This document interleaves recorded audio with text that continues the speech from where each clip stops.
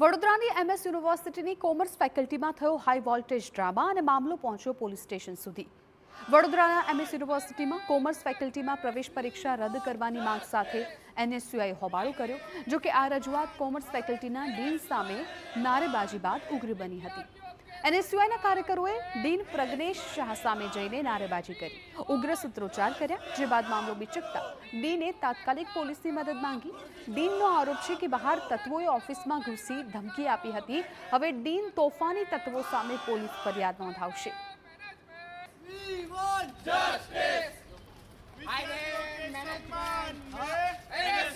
તેમને મારી સામે ગાડી હાય હાય નારા બોલાવવાના ચાલુ કર્યા રૂમની અંદર।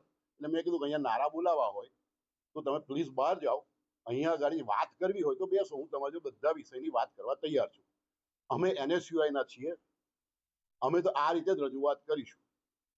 આવા એક એટીટ્યુડ સાથે એ લોકોએ નારાબાજી ચાલુ રાખી એટલે મેં એમની જોડે વાત નથી કરી। આ ચર્ચા કરી હોય તો મેં 100% ચર્ચા કરી હોય। હા, કારણ કે મારી ફેકલ્ટીનો વિદ્યાર્થી જ નથી, છતાં મેં ચર્ચા માટે જ બોલાયો, અંદર બોલાયો, પાણી પીવડાવવાની વાત કરી, અને છતાં જો નારાબાજી કરતો હોય, મને ધમકી આપતો હોય કે 24 કલાક બાદ ઇન્સિપ છોડ દો, બરાબર, તો બધી મારે કાર્યવાહી તો કરવી પડે ને। બીજી તરફ NSUIના કાર્યકરો પણ ઉગ્ર આંદોલનના મૂડમાં છે। તેમણે 24 કલાકમાં પરીક્ષા રદ કરવાની માંગ કરી છે। સાથે જ ડીનના આરોપો સામે પણ એલાન કર્યું છે કે જો ખોટી ફરિયાદ થશે તો ડીન સામે ક્રોસ ફરિયાદ કરાશે।